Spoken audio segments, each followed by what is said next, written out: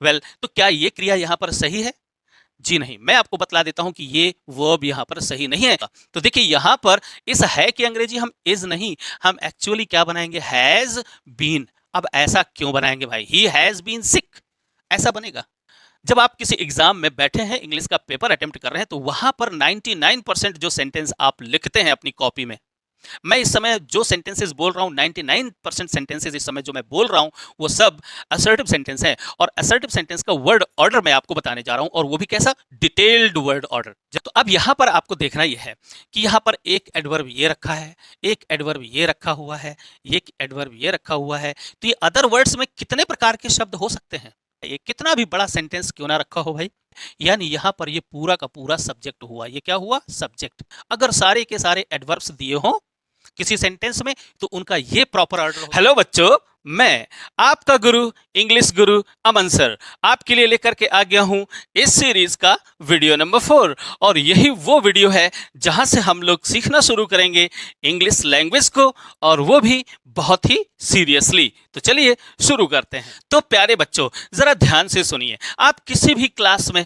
पढ़ रहे हो, क्लास 6 से लेकर क्लास 12 तक किसी भी क्लास में पढ़ रहे हो, या फिर क्लास 12 पास करने के बाद कॉम्पिटिटिव एग्जाम की तैयारी कर रहे हो, या फिर आपने नया नया अभी पढ़ाना शुरू किया है, जी हाँ, ये वीडियो आपके लिए एक टर्निंग पॉइंट साबित हो सकता है, क्योंकि YouTube के इतिहास में इस तरह का वीडियो आज तक किसी ने नहीं बनाया है। जी हाँ, ये वीडियो आपकी जिंदगी को बदल सकता है, क्योंकि मैं इस वीडियो में आपको बताने जा रहा हूं कि इंग्लिश राइटिंग के लिए और इंग्लिश स्पीकिंग के लिए वो 3 चीजें कौन सी हैं जिस पर आपको सबसे पहले कमांड कर लेना चाहिए। और मैं वही करवाने के लिए इस वीडियो को आपके लिए लेकर के आया हूं। चलिए जरा देखिए वो कौन सी 3 चीजें हैं। सबसे पहली चीज है भाई क्या, वर्ड बैंक। जी हाँ, आपके पास पर्याप्त मात्रा में शब्दकोश होना चाहिए।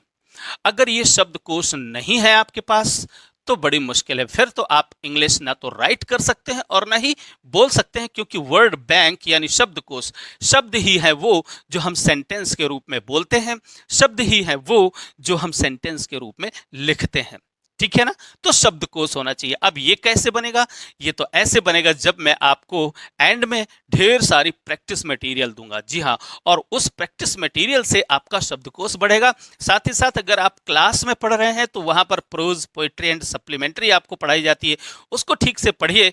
आपका शब्दकोश एक दिन में नहीं, धीरे धीरे धीरे धीरे करके एक निरंतर चलने वाली प्रक्रिया है, और धीरे धीरे यह शब्दकोश बढ़ेगा, ठीक है। दूसरी चीज, जब आपके पास पर्याप्त मात्रा में शब्द हो जाएंगे तो उन्हीं शब्दों को ही आप वास्तव में एक सेंटेंस के रूप में बोलते हैं। किस रूप में, सेंटेंस के रूप में बोलते हैं और सेंटेंस के रूप में लिखते हैं। इस समय जो कुछ भी मैं बोल रहा हूं, एक्चुअली बोल रहा हूं वो शब्द ही, बट वो सेंटेंस के रूप में मैं बोल रहा हूं। ओके, अच्छा, तो ये वर्ड जब सेंटेंस कैसे बनेगा, जिस तरह से ये जो लेटर्स है ना, इन लेटर्स को हम ठीक ढंग से अगर हम कंबाइन करके लिखते हैं, एक सही कॉम्बिनेशन के साथ लिखते हैं, तो ये वर्ड बनता है, यानी शब्द बनता है। उसी प्रकार से शब्दों को जब हम सिस्टमेटिकली रखते हैं, जब उनका वर्ड ऑर्डर यानी शब्द क्रम सही होता है, तभी वो सेंटेंस बनता है।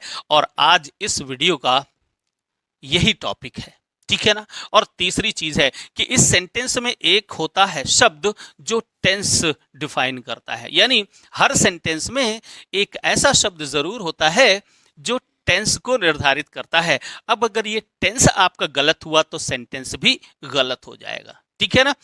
इस बात को साबित करने के लिए जरा आगे बढ़िए। यहां पर टेंस, जी हाँ, ये जो टेंस है ना, एक सेंटेंस होता है, जो भी सेंटेंस होता है उस सेंटेंस में एक टेंस जरूर होता है। टेंस का मतलब बाद में बताऊंगा मैं। यहां पर आप लोगों ने अपने अभी तक जो कुछ भी पढ़ा है उसके हिसाब से जरा देखिए ये कौन सा टेंस है। वह 2 दिनों से बीमार है, जरा आप बताइए इस सेंटेंस का टेंस क्या है, यानी इस सेंटेंस में हम क्रिया क्या लगाएं। सपोज हम मान लेते हैं कि आपको शब्द क्रम आता है, लेकिन टेंस यहां पर अगर हम रखना चाहें तो क्या ऐसे लिख दें, ही इज, भाई ही वह है, वर्ब आ गई यानी क्रिया हो गई, ही इज, और सिक, सिक वह बीमार है, और 2 दिनों से, और तो से की अंग्रेजी पता नहीं आप क्या बना दें, चलिए मैं बना देता हूं सही, फॉर 2 days। तो क्या यह सेंटेंस सही है? क्योंकि आपने यहाँ पर इज नाम की जो वर्ब लगाई है ये प्रेजेंट सिंपल टेंस की वर्ब है, ठीक है ना, स्टेट को बतलाती है। तो क्या ये क्रिया यहाँ पर सही है? जी नहीं। मैं आपको बतला देता हूं कि ये वर्ब यहाँ पर सही नहीं है, क्योंकि अभी तक आपने टेंस को ठीक से पहचाना नहीं है। अगर आपने पहचान लिया है तो बड़ी अच्छी बात है, और अगर नहीं पहचान पाए हैं तो मैं सब कुछ आपको आगे चल करके बताऊंगा, पढ़ाऊंगा। तो देखिए यहां पर इस है की अंग्रेजी हम इज नहीं, हम एक्चुअली क्या बनाएंगे, हैज बीन। अब ऐसा क्यों बनाएंगे भाई, ही हैज बीन सिक, ऐसा बनेगा, ठीक? क्यों बनाएंगे, कैसे बनाएंगे, इस है की इंग्लिश ऐसी बनाएंगे? अभी तक तो हमने सुना ही नहीं। जी हाँ, आपने अभी तो बहुत कुछ नहीं सुना है। जरा यहाँ पर देखिए, चिड़िया डाल पर बैठी है। अगर हमें इसको इंग्लिश में कहना है तो फिर हमें सबसे पहले तो उसका टेंस पहले हमें पहचानना पड़ेगा। पहले आइडेंटिफाई करिए कि यहाँ पर इसका टेंस क्या है। अब मैं आपसे कहूंगा कि ये प्रेजेंट प्रोग्रेसिव यानी प्रेजेंट कॉन्टिन्यूअस टेंस है, तो आपको लगेगा अरे इसमें तो रहा है, रही है, लगा ही नहीं है, फिर भी ये प्रेजेंट कॉन्टिन्यूअस टेंस है। जी हाँ, तो इसका ट्रांसलेशन क्या बनेगा, चिड़िया डाल पर बैठी है, the bird is sitting on the branch, यानी प्रेजेंट कॉन्टिन्यूअस टेंस में इसको बनाएंगे। तो टेंस की पहचान बहुत ज्यादा जरूरी है। क्यों? क्योंकि ये टेंस ही किसी भी सेंटेंस की आत्मा यानी सोल होती है। अगर आपने इसे गलत कर दिया तो फिर पूरा सेंटेंस गलत हो जाएगा। तो ये तीन चीजें हैं, आपको बहुत अच्छे तरीके से बेसिक लेवल पर आने चाहिए, कॉन्सेप्चुअली आना चाहिए, ठीक है ना। तो अब पहले तो चीज है शब्द, और शब्द मैं आपको प्रोवाइड करता रहूंगा। आप मेरे एप्लीकेशन को प्ले स्टोर से डाउनलोड कर लीजिए, इंग्लिश गुरु अमन सर टाइप करिए, और वहां पर आपको डॉक्यूमेंट्स सेक्शन में सारे पीडीएफ्स मिल जाएंगे, और वहां पर आप फ्री ऑफ कॉस्ट सारे के सारे नोट्स वहां से प्राप्त कर लीजिएगा, ठीक है। और ढेर सारी प्रैक्टिस करिएगा। हालांकि मैं यहाँ पर एंड में चलकर आपको पूरी की पूरी स्क्रीन में लिखा हुआ प्रैक्टिस मटेरियल भी आपको प्रोवाइड करा दूंगा। चलिए आगे बढ़ते हैं। यानी शब्द तो आपको ट्रांसलेशन के थ्रू और बुक्स पढ़ने पर आपके शब्द धीरे धीरे धीरे धीरे इंक्रीज होते चले जाएंगे। अब दूसरी बात पर आते हैं। दूसरी बात है वर्ड ऑर्डर, जो आपके लिए एक मतलब दिमाग खराब करने वाली चीज है। आप शब्दों को कहाँ रखें, कैसे रखें, यही बड़ी मुश्किल है। जरा देखो आपको कितना मजा आने वाला है। चलिए जरा देखते हैं कि किसी भी सेंटेंस का जो वर्ड ऑर्डर होता है, एक छोटा से छोटा जो सेंटेंस होगा उसमें एक सब्जेक्ट होगा और कम से कम एक टेंस बताने वाली क्रिया होगी, ठीक है ना। सब्जेक्ट एंड वर्ब ये जरूर होता है। हाँ, कभी कभी ये सब्जेक्ट छुप जाता है, लेकिन वो होता जरूर है, ठीक है, ये ध्यान रखिएगा। इंपेरेटिव सेंटेंसेस में क्या होता है, सब्जेक्ट हमेशा यू होता है, इसलिए उसको छुपा देते हैं, लिखते नहीं है। चलो खैर, मैं अभी आपको एक ऐसे सेंटेंस का वर्ड ऑर्डर बताने जा रहा हूं जो असर्टिव सेंटेंस का है। जी हां, सबसे ज्यादा बोला जाने वाला और सबसे ज्यादा लिखा जाने वाला जो सेंटेंस है वो कौन सा है, डिक्लेरेटिव सेंटेंस होता है, यानी असर्टिव सेंटेंस जो सब्जेक्ट से शुरू होता है। बाकी सेंटेंसेस तो बहुत सारे होते हैं, आगे चल करके मैं सब कुछ बताऊंगा। बट जब आप किसी एग्जाम में बैठे हैं, इंग्लिश का पेपर अटेम्प्ट कर रहे हैं, तो वहां पर 99% जो सेंटेंस आप लिखते हैं अपनी कॉपी में, मैं इस समय जो सेंटेंसेस बोल रहा हूं 99% सेंटेंसेस इस समय जो मैं बोल रहा हूं वो सब असर्टिव सेंटेंस हैं। और असर्टिव सेंटेंस का वर्ड ऑर्डर मैं आपको बताने जा रहा हूं, और वो भी कैसा, डिटेल्ड वर्ड ऑर्डर। जरा ध्यान से देखिए, सबसे छोटा सेंटेंस क्या होगा भाई, एक सब्जेक्ट होगा और एक वर्ब होगी। ध्यान रखिएगा, सेंटेंस में उस वर्ब में एक हेल्पिंग वर्ब भी हो सकती है और मेन वर्ब तो होती ही होती है, ठीक है। अच्छा देखते हैं, एक छोटा सा सेंटेंस है, वह रोता है। अब हमें इसको इंग्लिश में कन्वर्ट करना है, तो अब आपको अच्छे से समझना चाहिए कि इस सेंटेंस को ट्रांसलेट करने के लिए हमें सबसे पहले, किसी भी सेंटेंस को इंग्लिश में ट्रांसलेट करने के लिए सबसे पहले हमें उस सेंटेंस की वर्ब यानी जो एक्शन हो रहा है, जो काम हो रहा है, वहां पर पहुंचना चाहिए। जरा यहां पर देखिए, यहां पर काम क्या हो रहा है, कौन सा एक्शन हो रहा है, तो आपको अच्छे से पता चलेगा कि यहां पर रोने का काम हो रहा है। कौन सा काम हो रहा है, रोने का काम हो रहा है। यहां पर कौन सा काम हो रहा है, हंसने का काम हो रहा है। हिंदी सेंटेंसेस में प्रायः सबसे अंत में ही, सबसे अंत के जो 1 2 3 शब्द होते हैं वही वर्ब कहलाते हैं, यानी एक्शन वर्ड्स होते हैं। जी हाँ, उसी को हम वर्ब कहते हैं और यही वो वर्ब है जो सेंटेंस के हर शब्द के प्लेस को यानी उसके ऑर्डर को डिफाइन करेगा, निश्चित करेगा। ठीक, तो सबसे पहले आपको पता होना चाहिए क्या कि उस सेंटेंस की वर्ब कौन सी है, वर्ब को पहचानिए, उसी से आपको सब्जेक्ट पता चलेगा, उसी से आपको ऑब्जेक्ट पता चलेगा, उसी से आपको हर चीज पता चलेगी और उसका क्रम पता चलेगा। ठीक, तो हमने यहां पर पता कर लिया कि भाई यहां पर क्या हो रहा है, रोने का काम हो रहा है। ठीक, अब इसके बाद हमें पता करना है कि इसका सब्जेक्ट कौन है। तो सब्जेक्ट क्या होता है, तो सब्जेक्ट की डेफिनेशन तो कुछ दूसरी ही है, मैं आगे चल करके आपको बताऊंगा। चलिए बता ही देता हूं।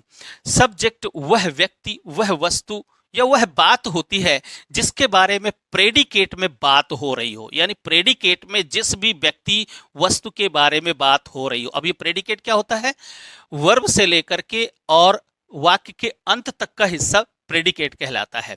तो जिस भी व्यक्ति या जिस भी वस्तु के बारे में या जिस बात के बारे में इस प्रेडिकेट में बात हो रही हो, वही व्यक्ति, वस्तु या वो बात उस सेंटेंस का सब्जेक्ट होता है। तो देखिए जरा, रोता है, ये किसके बारे में बात कर रहा है, सीधी सी बात है, वह के बारे में बात कर रहा है। चलिए अच्छा, ये तो रियल डेफिनेशन हो गई जो मैंने आपको बतलाया। एक और डेफिनेशन आपको बतला देता हूं। एक्टिव वॉइस सेंटेंसेस में ध्यान से सुनिएगा, एक्टिव वॉइस सेंटेंसेस में आपको देखना होता है कि यहां पर ये जो वर्ब है, ये जो एक्शन हो रहा है, इस एक्शन को परफॉर्म कौन कर रहा है, यानी इस एक्शन को कर कौन रहा है, ठीक है ना, वही सब्जेक्ट होता है। ध्यान से सुनिए, तो यहां पर रोने का काम हो रहा है, तो रोने वाला कौन है भाई, रोने वाला है वह, जी हाँ, यही सब्जेक्ट है। तो अब ध्यान से सुनिए कि सबसे पहले सेंटेंस में सब्जेक्ट को रखा जाता है। तो सब्जेक्ट ही की अंग्रेजी आप ही बना सकते हो, सी भी बना सकते हो, लेकिन सी के लिए जरूरी कि यहां पर रोती होना चाहिए। क्या, रोती, तो वो लड़की के बारे में बात करेगा, ठीक है ना। तो देख रहे हो आप, यही क्रिया किसके बारे में बात कर रही है, अगर रोता लिखा है तो यह कौन है, लड़का है, और अगर रोती लिखा है तो ये कौन है, ये फिर लड़की हो जाएगी। तो स्पष्ट हो गया कि ये क्रिया किसके बारे में बात कर रही है, इस बंदे के बारे में बात कर रही है, राइट। अच्छा, तो ये सब्जेक्ट हो गया और सब्जेक्ट के बाद में आपको वर्ब लिखना होता है। तो अब इसका टेंस पहचानना पड़ेगा। तो टेंस होते हैं 12।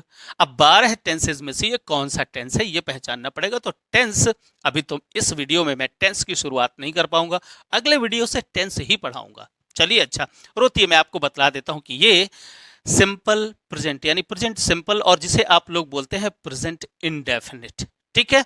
अच्छा, तो प्रेजेंट इंडेफिनिट टेंस की वर्ब आपको अच्छे से याद होनी चाहिए। तो यहां पर हम लिख देते हैं क्राइज। क्राइज मीन्स चिल्लाना, और रोना भी होता है, ही क्राइज, वह रोता है। उसी प्रकार से वह हंसती है, ये वर्ब है, कौन सा काम हो रहा है, हंसने का, कौन हंस रहा है, वह, यानी इस काम को परफॉर्म करने वाला ये, तो सब्जेक्ट ये हुआ। तो यहां पर हो गया सी लाफ्स। ये सबसे छोटा सेंटेंस है, ध्यान से सुनिए, एक सब्जेक्ट और एक वर्ब, सबसे छोटा सेंटेंस। मैं अभी इनलार्ज करूंगा इसको, धीरे धीरे करके पूरा वीडियो देखना, आपको गारंटी है मजा आ जाएगा। चलिए आगे बढ़ते हैं।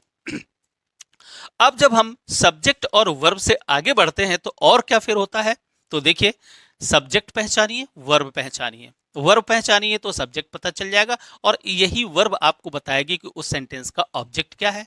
कभी कभी ये ऑब्जेक्ट होता है और कभी कभी ये ऑब्जेक्ट नहीं, कॉम्प्लीमेंट होता है, और कभी कभी ये दोनों होते हैं। ध्यान से सुनिए, वर्ब के बाद कभी कभी इस वर्ब का ऑब्जेक्ट होता है और कभी कभी नहीं होता। जब ये इंट्रांजिटिव वर्ब होगी तो ऑब्जेक्ट नहीं होता, सीधे क्या होते हैं फिर, अदर वर्ड्स होते हैं। अच्छा, कभी कभी ऑब्जेक्ट जारी जब ट्रांजिटिव वर्ब होती है, ट्रांजिटिव माने सकर्मक क्रिया, मैं सब कुछ आगे चलकर आपको बताऊंगा, तो ऑब्जेक्ट होता है। और अगर यहां पर वो सकर्मक क्रिया ट्रांजिटिव नहीं बल्कि लिंकिंग वर्ब, जिसको हम कॉप्युलर वर्ब कहते हैं, अगर वो होती है तो फिर कॉम्प्लीमेंट होता है। चलिए इन्हीं दोनों के बारे में यहां पर हम बात करते हैं। देखिए यहां पर कुछ एग्जाम्पल्स लिखे हुए हैं। पहला सेंटेंस है, वह किताब पढ़ता है। मैंने आपको पहले बताया, फटाफट जल्दी से पहचानिए कि इस सेंटेंस की वर्ब क्या है। वर्ब का मतलब क्रिया, एक्शन कौन सा हो रहा है। तो देखिए यहां पर पढ़ने का काम हो रहा है, ठीक है ना, तो ये हो गई वर्ब।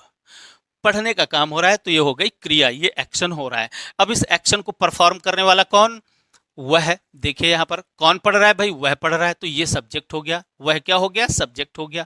अब ऑब्जेक्ट का पता लगाना है, तो ऑब्जेक्ट का पता लगाने के लिए आपको दो प्रश्न करने होते हैं इससे। क्या, कौन से, क्या और किसे। थोड़ा जब मैं एडवांस लेवल पर आगे बढ़ूंगा तो फिर मैं आपको कुछ दूसरे तरीके से बताऊंगा कि ऑब्जेक्ट क्या होता है। फिलहाल बेसिक लेवल पर आप सिंपली वर्ब से ही पूछिए क्या पढ़ता है, तो आपको आंसर मिलेगा, जो आंसर मिलेगा वही ऑब्जेक्ट होगा। भाई क्या पढ़ता है, किताब पढ़ता है, ये आपका ऑब्जेक्ट हो गया। तो तीन चीजें आ गई, क्या, सब्जेक्ट, वर्ब एंड ऑब्जेक्ट, ठीक है ना। और बस इसका क्रम क्या होगा, वही सब्जेक्ट पहले रखो, वर्ब रखो और ऑब्जेक्ट रखो। चलिए जल्दी से कर देते हैं। ही, पढ़ना की अंग्रेजी होती है रीड, और उसमें एस लगाएंगे क्योंकि ये प्रेजेंट सिंपल टेंस है, तो ही रीड्स, और ये सिंगुलर नंबर है। टेंस तो आगे चलकर डिटेल में आपको पढ़ाऊंगा ही पढ़ाऊंगा। तो ही रीड्स, अब क्या पढ़ता है, किताब पढ़ता है, तो हम यहाँ पर अ बुक, हम केवल बुक नहीं लिखेंगे। क्यों नहीं लिखेंगे, यहीं पर बता देता हूँ। छोटी छोटी बातें हैं, छोटी छोटी बातों को ध्यान से सुनेंगे तो छोटा यानी बूंद बूंद करके तो घड़ा भर जाता है। देखिए ये एक कॉमन नाउन है, तो जब कभी भी किसी भी सेंटेंस में कोई कॉमन नाउन रखा हो और वो सिंगुलर नंबर हो, तो उससे पहले कोई ना कोई आर्टिकल जरूर आता है, चाहे ए आए, चाहे एन या द, कोई ना कोई एक आर्टिकल जरूर आता है। तो यहाँ पर अ लगाना ही पड़ेगा। हालांकि यहाँ पर एक नहीं लिखा है, वह एक किताब पढ़ता है ऐसा नहीं लिखा है, लेकिन जब इंग्लिश में आप उसे लिखेंगे तो वहां पर ए लिखना पड़ेगा। ओके, क्यों आता है आगे चलकर कभी बताऊंगा मैं। अच्छा, वह उसे पढ़ाती है। अब यहाँ पर देखो कौन सा काम हो रहा है, पढ़ाने का काम हो रहा है। कौन पढ़ा रहा है, वह पढ़ा रहा है, यानी यह सब्जेक्ट हो गया, ये वर्ब हो गई, और किसे पढ़ाती है, तो देखिए किसे के आंसर से भी आपको ऑब्जेक्ट मिलता है। जब क्या से क्वेश्चन करेंगे तो डायरेक्ट ऑब्जेक्ट मिलेगा, और किसे से जब आप आंसर क्वेश्चन करेंगे तो आपको इनडायरेक्ट ऑब्जेक्ट मिलेगा। आगे चल करके जब मैं इनलार्ज करूंगा तो ऑब्जेक्ट के बारे में भी ठीक से बताऊंगा आपको। देखिए वह उसे पढ़ाती है, पढ़ाती है यानी ये कोई लड़की है, तो ये सब्जेक्ट कौन हुआ, लड़की हुई, ठीक है ना।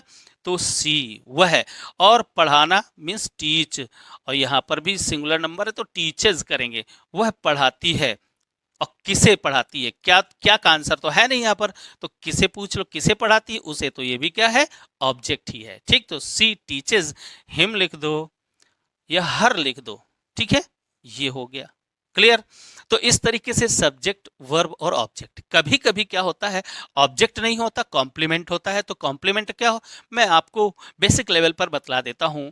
छोटी सी बात, इज, एम, आर, वाज, वर, जब कभी किसी सेंटेंस में मेन वर्ब के रूप में होती हैं, ध्यान से सुने, यहां पर जब इज, एम, आर, वाज, वर किसी सेंटेंस में जब मेन वर्ब के रूप में, हेल्पिंग वर्ब के रूप में नहीं, मुख्य क्रिया के रूप में होती हैं, तो उसके बाद जो रखा हुआ शब्द होता है वो कॉम्प्लीमेंट कहलाता है, पूरक कहलाता है। और डिटेल में मैं आगे चल करके बात करूंगा। जैसे यहां पर देखो, पेन मेज पर है। अब इस सेंटेंस पर जरा गौर से देखिए, यहां पर कोई व्यक्ति कोई एक्शन परफॉर्म कर रहा है क्या, कोई व्यक्ति कोई काम कर रहा है क्या। जैसे यहाँ पर वह नाम का कोई बंदा है, वो पढ़ाने का काम कर रहा है, यहाँ पर कोई कर रहा है, नहीं कर रहा। यानी ये यहाँ पर जो वर्ब है ये नॉन एक्शन वर्ब है। नॉन एक्शन वर्ब का मतलब जहां पर कोई व्यक्ति कोई काम नहीं कर रहा है, सिंपली एक वर्ब है, ठीक है ना। तो जब कभी है, हूं, है, हो, था, थी, थे, ऐसे कुछ शब्द लगे हों और उनके पहले कोई वर्ब ना हो, जैसे इस तरीके का एक्शन ना हो, तो वो नॉन एक्शन वर्ब होती है, वहां पर वो मेन वर्ब के रूप में आती है। तो यहां पर जैसे हम करेंगे, देखते हैं तो सब्जेक्ट पता लगाते हैं। तो देखिए जरा, है कौन है भाई, किसके बारे में बात कर रहे हैं, हम पेन की बारे में बात कर रहे हैं, तो ये पेन आपका सब्जेक्ट है, ठीक है ना। तो हम यहां पर लिखेंगे द पेन, ठीक है, ये सब्जेक्ट। अब फिर से आपके दिमाग में प्रश्न उठेगा, सर यहाँ पर द क्यों आया। तो मैंने अभी आपको बतलाया कि अगर सिंगुलर नंबर का कॉमन नाउन कहीं पर रखा हुआ है तो वहां पर कोई ना कोई एक आर्टिकल उसके पहले जरूर होगा। यहां पर हम द पेन लगाएंगे। क्यों लगाएंगे आगे चलकर मैं आपको बताऊंगा। यहां पर ए लगाया है, यहां पर द लगाया, क्यों लगाया, ये आपको लॉजिकली मालूम होना चाहिए। चलिए अच्छा, द पेन, अब यहां पर वर्ब आएगी इज, द पेन इज। अब ये यहां पर मेन वर्ब है, हेल्पिंग वर्ब नहीं है, ठीक। अच्छा, द पेन इज और कहां पर है, on the table, on the table, right. ये सेंटेंस बनेगा।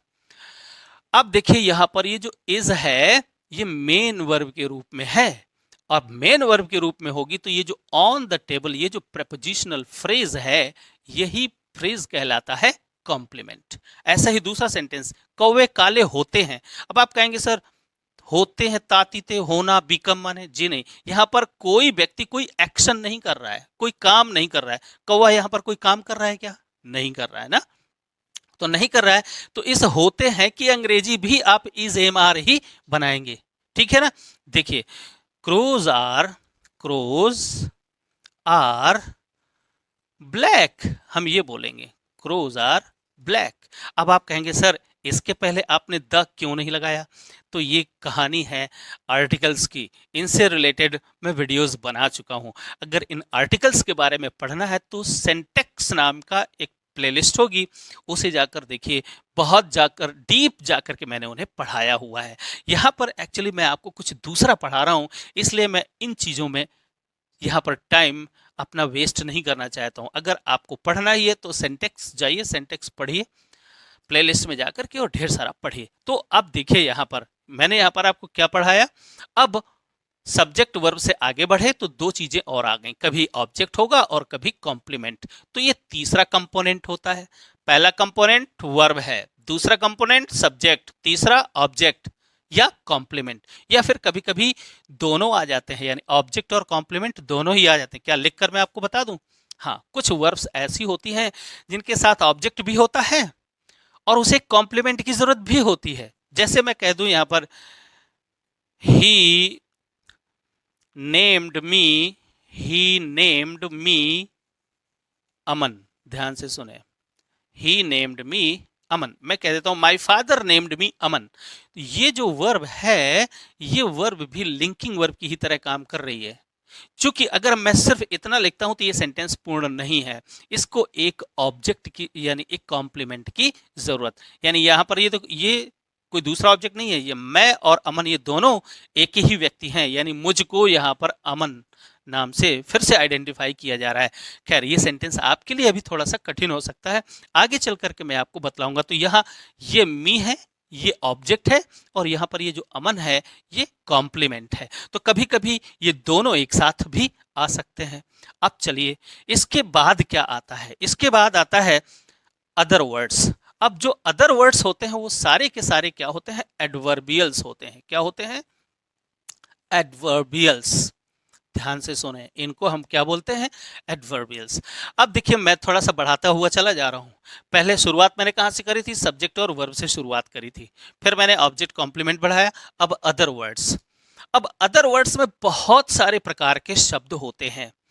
कितने प्रकार के शब्द होते हैं अगली स्लाइड में मैं आपको बतलाऊंगा। यहां पर जरा देखो, मैं थोड़ा थोड़ा करके आपको बताने का प्रयास कर रहा हूं। देखिए काव्या प्रतिदिन मंदिर जाती है, यहां पर है काव्या, यानी काम कौन सा हो रहा है? देखो यहाँ पर जाने का काम हो रहा है, जाने वाला कौन? काव्या। तो काव्या हो गया सब्जेक्ट, और जाना क्या है? एक्शन यानी क्रिया। तो ये क्रिया है और ये सब्जेक्ट है, बस ये आपको बहुत अच्छे से पहले पता कर लेना है। सीधे क्रिया का टेंस पता करिए, ठीक है ना, और टेंस के अनुसार ही आपको यहाँ पर सब्जेक्ट को रखना है। काव्या किसी लड़की का नाम है, हमने यहाँ पर काव्या लिखा, काव्या, ठीक है। अब सब्जेक्ट हो गया, अब हमें वर्ब लिखना है। तो वर्ब अच्छे से पहचानो, प्रेजेंट सिंपल टेंस। तो गो माने जाना। अब चूंकि ये सिंगुलर नंबर है इसलिए ई एस लगाएंगे, काव्या गोज।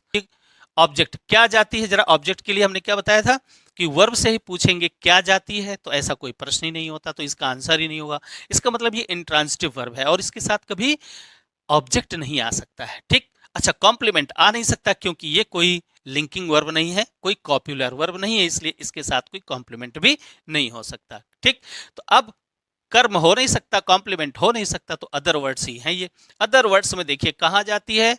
मंदिर जाती है, ध्यान से सुने, मंदिर जाती है, तो गोज टू टेम्पल, ठीक है, गोज टू टेम्पल। अब यहां टेम्पल से पहले हमने टू क्यों लगाया? ये तो प्रेपोजिशन का मामला हो गया भाई। अब प्रेपोजिशन मैंने बहुत डिटेल में पढ़ाए हैं, जाइए ना, वहां पर प्रेपोजिशन की एक पूरी की पूरी प्लेलिस्ट पड़ी हुई है और वहां पर ये प्रेपोजिशंस डिटेल में पढ़िए, अच्छा, अब कब जाती है जरा? प्रतिदिन जाती है। तो ये भी एक एडवर्ब ही है, मैं भी आगे चल करके डिस्कस करूंगा। He goes to temple every day, प्रतिदिन या डेली आप लिख सकते हैं, डेली या एवरी डे। तो ये देखिए, ये सेंटेंस हो गया। क्लियर? अच्छा, तो ये देखो सब्जेक्ट हुआ, ये हुई वर्ब। अब यहां पर इस वर्ब के बाद में ऑब्जेक्ट और कॉम्प्लीमेंट है नहीं, तो नहीं है तो बड़ी अच्छी बात है, ना रहने दो, फिर अदर वर्ड्स आएंगे। अब इन अदर वर्ड्स ये कौन से एडवर्बियल्स हैं, अभी आगे चल करके मैं आपको बतलाता हूं। देखिए, लड़के मैदान में क्रिकेट खेल रहे हैं, भाई यहाँ पर कौन सा काम हो रहा है? खेलने का काम हो रहा है, ठीक है ना। खेलने वाला कौन है भाई? लड़के हैं, तो सब्जेक्ट पता चल गया, क्रिया पता चल गई, ठीक। तो सब्जेक्ट लिख दो, द बॉयज। अब जरा ध्यान से देखिए, यहाँ पर क्या है? द बॉयज सब्जेक्ट हो गया, भाई खेलने वाला कौन? लड़के, तो सब्जेक्ट पहले ले आए। और ये देखिए प्रेजेंट कॉन्टिन्यूअस टेंस है, तो is am are plus verb में आईएनजी हमने खेल रहे हैं, कॉन्टिन्यूअस टेंस हो गया। लड़के खेल रहे हैं, क्या खेल रहे हैं? तो देखिए यहाँ पर ऑब्जेक्ट आ गया, क्रिकेट खेल रहे हैं, और कहां पर खेल रहे हैं? तो ये अदर वर्ड्स आ गया, इन द फील्ड। तो अब यहां पर आपको देखना यह है कि यहां पर एक एडवर्ब ये रखा है, एक एडवर्ब ये रखा हुआ है, एक एडवर्ब ये रखा हुआ है। तो ये अदर वर्ड्स में कितने प्रकार के शब्द हो सकते हैं, ये जानना है।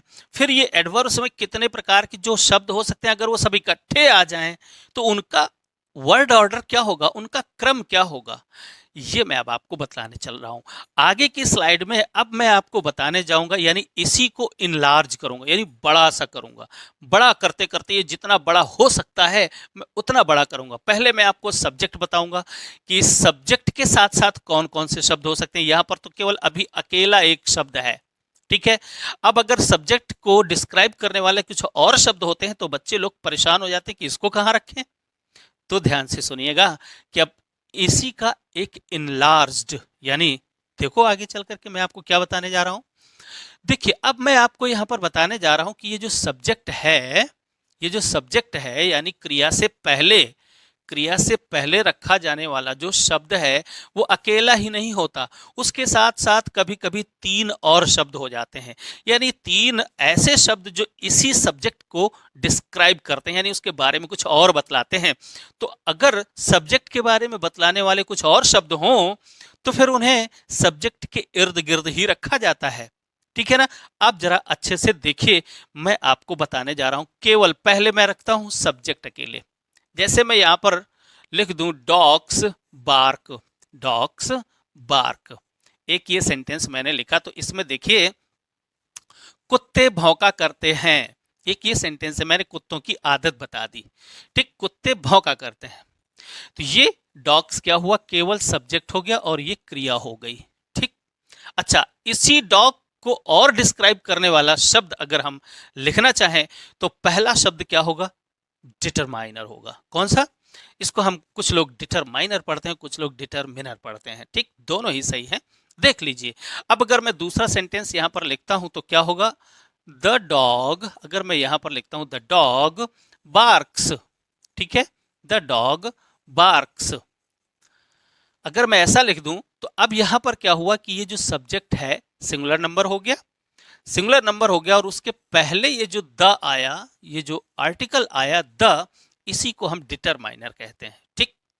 अच्छा, डिटरमाइनर्स बहुत सारे प्रकार के होते हैं, आगे चल करके सब कुछ मैं ए टू जेड सब कुछ मैं आपको बतलाऊंगा। मैं आपका यहाँ पर केवल एक परिचय करा रहा हूं। देखिए, अब इसी डॉग को, यानी जो वह कुत्ता, इसका मतलब क्या हुआ, वह कुत्ता, यानी हमने इस कुत्ते को डिफाइन कर दिया, निश्चित कर दिया कि सभी कुत्ते नहीं बल्कि एक खास कुत्ता है जो भौंकता है और बाकी सब चुपचाप बैठे रहते हैं। तो अगर हम ये बताने जा रहे हैं कि वो कुत्ता भौंकता है, ठीक है ना, वो कुत्ता काटता है, अगर हम ऐसा कहें तो हमने उस कुत्ते को क्या किया, डिफाइन कर दिया, इसलिए हमने यहां पर द लगाया, ठीक। अच्छा, तो इसी को हम क्या, डिटरमाइनर बोलते हैं, यानी डिटरमाइन करने वाला जो शब्द होता है उसे डिटरमाइनर बोलते हैं। अभी बहुत सारे शब्द होते हैं। अच्छा, इस सब्जेक्ट को डिस्क्राइब करने वाला एक और शब्द हो सकता है, वो क्या है, एडजेक्टिव हो सकता है। एडजेक्टिव क्या होता है, इस डॉग के बारे में कुछ और अतिरिक्त जानकारी बताने वाला एक अकेले शब्द को हम एडजेक्टिव बोलते हैं। जैसे हम कह देते हैं, यहां पर तीसरा सेंटेंस लिखते हैं, the black dog, the black dog barks. अगर मैंने ये लिख दिया तो इसका क्या मतलब हुआ, इसका मतलब ये हुआ कि अब ये सब्जेक्ट हो गया। देखो यहाँ पर एक अकेला शब्द है, यहाँ पर दो शब्द हैं, तो दो शब्द हो गया। तो क्या हो गया कि पहले डिटरमाइनर आया, फिर इसके बाद सब्जेक्ट आया। अब यहाँ पर देखिए तीन शब्द हो गए और इसी डॉग के बारे में ही बतला रहे हैं। डॉग को डिफाइन किया गया, तो वो वाला कुत्ता, ठीक है। अच्छा, और वो कैसा है, यानी उस डॉग का कलर भी बता दिया गया, तो ये ब्लैक, यानी इसी कुत्ते के बारे में एक और जानकारी दी गई और ये जानकारी ब्लैक है। इसको हम बोलते हैं एडजेक्टिव, यानी किसी भी नाउन के बारे में किसी भी प्रकार की जानकारी देने वाले शब्द को हम क्या बोलते हैं, एडजेक्टिव बोलते हैं, ठीक है। अच्छा, तो तीन शब्द हो गए। तो जब तीन शब्द हो जाए तो उनका वर्ड ऑर्डर क्या होगा, पहले डिटरमाइनर आएगा, फिर एडजेक्टिव होगा, फिर यहाँ पर सब्जेक्ट आएगा बाद में, यानी तीसरे नंबर पर सब्जेक्ट होता है। अगर ये है तो है, नहीं है तो नहीं है, तो नहीं है तो फिर ये आ जाएगा, ठीक है। अच्छा, अब आगे बढ़ते हैं, चौथा इसे और इनलार्ज करते हैं। इनलार्ज जब करेंगे तो क्या होगा भाई, कि सब्जेक्ट के बारे में बतलाने वाला एक और शब्द समूह होता है, यानी यहाँ पर तो अकेला शब्द इसके बारे में बतला रहा है। कभी कभी सेंटेंस में कुछ शब्दों का समूह होता है जो मिलकर के, पूरा समूह मिलकर के ही इसके बारे में बताएगा, डॉग के बारे में बताएगा। जैसे मैं कह देता हूं द डॉग, तो ये देखिए मैंने क्या लिखा, यहां पर लिखा the black dog with green eyes barks. अब देखिए यहां पर ये वर्ब है, तो वर्ब से पहले वाला ये पूरा का पूरा हिस्सा हो गया सब्जेक्ट। क्या हो गया, सब्जेक्ट। असली सब्जेक्ट तो वही डॉग ही है, लेकिन बाकी जो शब्द हैं वो इसी डॉग को डिस्क्राइब कर रहे हैं। यानी डॉग, कौन सा डॉग, वो वाला डॉग, यानी डॉग को डिटरमाइन किया गया। अच्छा, डॉग कैसा डॉग, वो जो ब्लैक है, काला कुत्ता हो गया, इसी कुत्ते के बारे में है। इसी कुत्ते के बारे में एक और जानकारी है, वो देखिए वो क्या है, विद ग्रीन आईज, यानी हरी आंखों वाला वह काला कुत्ता भौंकता है, यह है इसका पूरा मतलब। तो हरी आंखों वाला, तो हरी आंखों वाला कौन है, यही डॉग है, ठीक है ना। तो अच्छे से ध्यान दीजिए कि सब्जेक्ट के रूप में ये चार चीजें आ सकती हैं, यानी एक डिटरमाइनर हो सकता है, एडजेक्टिव, इसके बाद सब्जेक्ट होगा, फिर इसके बाद ये एडजेक्टिव फ्रेज कहलाता है। इसको क्या बोलते हैं, एडजेक्टिव फ्रेज, यानी दो या दो से अधिक शब्दों का एक ऐसा समूह जो किसी नाउन के बारे में एडिशनल इंफॉर्मेशन दे, उसे हम एडजेक्टिव फ्रेज बोलते हैं। और जब ये चारों होते हैं तो उनका शब्द क्रम ये होता है। ध्यान दीजिए, पहले क्या, डिटरमाइनर, फिर इसके बाद एडजेक्टिव। अगर एडजेक्टिव सिंगल सिंगल हैं तो फिर आप यहां पर ब्लैक और सपोज एक और है व्हाइट, तो ब्लैक एंड व्हाइट लिख देंगे, the black and white dog, ठीक है ना, यहीं पर लिखेंगे, क्योंकि ब्लैक एक अलग बात बता रहा है और व्हाइट एक अलग बात बता रहा है, ठीक है। इसलिए यहां पर अगर सिंगल सिंगल एडजेक्टिव्स होंगे तो यहां पर एडजेक्टिव्स प्लस एडजेक्टिव हो जाएगा, ठीक है ना। अगर दो से अधिक होंगे तो कॉमा लगाकर बाद में एंड, खैर वो आगे की बातें हैं, मैं आगे चल करके आपको बताऊंगा। यहां पर छोटी छोटी इतनी ढेर सारी बातें हैं कि बताने में टाइम तो लगता ही लगता है। चलिए अच्छा आगे बढ़ते हैं, लेकिन एक चीज और बता दूं, ये मैं केवल सब्जेक्ट के बारे में बात नहीं कर रहा हूं, मैं एक्चुअली बात कर रहा हूं कि जहां कहीं भी नाउन होगा, जहां कहीं भी नाउन होगा, चाहे वो सब्जेक्टिव पार्ट में हो और चाहे वो ऑब्जेक्ट पार्ट में हो। ऑब्जेक्ट पार्ट में भी कोई नाउन हो सकता है, कहीं पर भी अगर कोई नाउन हो तो उस नाउन को डिस्क्राइब करने वाले ये जो शब्द होंगे, जहां कहीं भी होंगे इसी क्रम में आएंगे। सपोज ये डॉग है, अगर ये वर्ब के बाद में होता और इसी तरीके की सारी इंफॉर्मेशन यहां पर होती, ये डिस्क्रिप्शन होता डॉग के बारे में, तो यहां पर भी ये ऐसा ही लिखा जाएगा। तो सेंटेंस में जहां कहीं कोई नाउन आ जाएगा और नाउन को डिस्क्राइब करने वाले जितने शब्द होते हैं वो नाउन के इर्द गिर्द ही रहते हैं। सबसे पहले आता है डिटरमाइनर, फिर इसके बाद एडजेक्टिव, फिर इसके बाद वो नाउन आता है। यहां पर सब्जेक्ट है तो वो नाउन, यहां पर अगर होगा तो वो ऑब्जेक्ट हो जाएगा, तो यहां पर वो ऑब्जेक्ट यानी नाउन, ठीक। इसके बाद उसके बारे में अगर कोई फ्रेज है तो फिर उस नाउन के ठीक बाद में रखा जाता है। ये बातें ध्यान रखिएगा, आगे के लिए बहुत इंपॉर्टेंट है। तो चलिए मैंने आपको यहां पर सब्जेक्ट को इनलार्ज करके यानी पूरा बड़ा करके आपको दिखाया। अब चलो आगे दूसरी चीज है। अब देखिए वर्ब, वर्ब अकेले भी आ सकती है, जैसे यहां पर कह दिया जाए सी रैन, वह दौड़ी। यहां पर वर्ब अकेले है, यहां पर वह दौड़ी, यहां पर क्या सेंटेंस है, वह दौड़ी, और इसका हमने ट्रांसलेशन कर दिया क्या, दौड़ी। पास्ट की बात हो रही है तो रैन वर्ब की सेकंड फॉर्म लगा दी, दौड़ने वाला कौन, वह है। तो वह सब्जेक्ट हो गया तो सी। यहां पर आप देख रहे हैं कि वर्ब एक सिंगल वर्ड के रूप में है, ठीक है ना। अच्छा, कोई दूसरा टेंस होगा या फिर अगर यही सेंटेंस नेगेटिव हो जाए तो फिर वो हेल्पिंग वर्ब का यूज करना पड़ेगा, ठीक है ना। जैसे हम कह दें सी और इसी को नेगेटिव बनाते हैं, वह नहीं दौड़ी, सो सी डिड नॉट रन, ठीक है ना। हम ये बनाएंगे। तो अब आप देख रहे हैं कि जब हम इस वर्ब को बढ़ाएंगे तो ये जो हेल्पिंग वर्ब है ये हेल्पिंग वर्ब होती है और मेन वर्ब। मैं आपको ये बताने का प्रयास कर रहा हूं कि जब कोई वर्ब फ्रेज के रूप में होगी, ये वर्ब यहां पर फ्रेज के रूप में है, डिड रन क्या है, फ्रेज के रूप में है, तो हेल्पिंग वर्ब पहले लिखी जाएगी और मेन वर्ब बाद में आएगी। कभी कभी क्या होता है कि डबल हेल्पिंग वर्ब्स आ जाती हैं, यानी मेन वर्ब से पहले दो दो या तीन तीन हेल्पिंग वर्ब्स आ जाती हैं। तो अच्छे से जैसे यहां पर कह दिया जाए ही हैज, अब देखिए यहां पर मैंने क्या लिखा है, ही हैज बीन प्लेइंग। अब यहां पर आप देख रहे हैं कि यहां पर दो हेल्पिंग वर्ब्स आ गई, ठीक है ना, और ये मेन वर्ब हो गई। क्लियर। तो जब ये वर्ब फ्रेज है इसी को हम क्या बोलते हैं, वर्ब फ्रेज, ठीक है ना। अकेला हुआ तो ये वर्ब, और अगर अकेले से बढ़कर दुकेला हो गया, तिकेला हो गया, यानी दो या दो से अधिक शब्द हो जाएंगे तो वो फ्रेज बन जाएगा, इसी को वर्ब फ्रेज कहते हैं। और जब वर्ब फ्रेज आती है तो पहले हेल्पिंग वर्ब्स आएंगी और बाद में मेन वर्ब आएगी। और एक खास बात, अगर सेंटेंस नेगेटिव हुआ तो नॉट जो शब्द है नेगेटिव, यानी नॉट नाम का जो शब्द आएगा वो पहली हेल्पिंग वर्ब के बाद आएगा। यहां पर तो एक ही हेल्पिंग वर्ब है, यहां पर नॉट लगाया, लेकिन अगर यहां पर नॉट लगाएंगे तो कहां लगाएंगे, he has been not playing, ऐसा कुछ नहीं, पहली हेल्पिंग वर्ब के बाद में ही नॉट का प्रयोग किया जाएगा। सिंपल सी बात है। तो वर्ब के रूप में एक अकेली भी हो सकती है और वर्ब फ्रेज भी हो सकता है। वर्ब फ्रेज हो जाएगी तो helping verb plus main verb. Clear. अच्छा, अब आगे बढ़ते हैं, ऑब्जेक्ट को इनलार्ज करते हैं।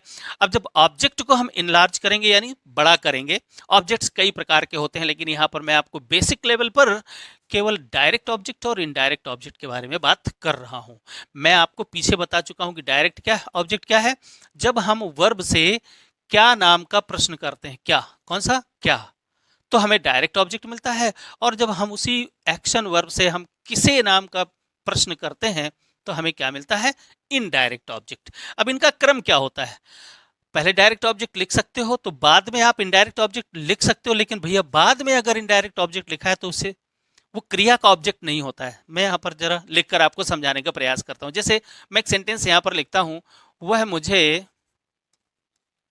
लिखा है वह मुझे अंग्रेजी पढ़ाता है, ठीक है ना। अब अच्छे से देखिए यहां पर कि यहां पर एक्शन कौन सा हो रहा है, पढ़ाने का काम हो रहा है।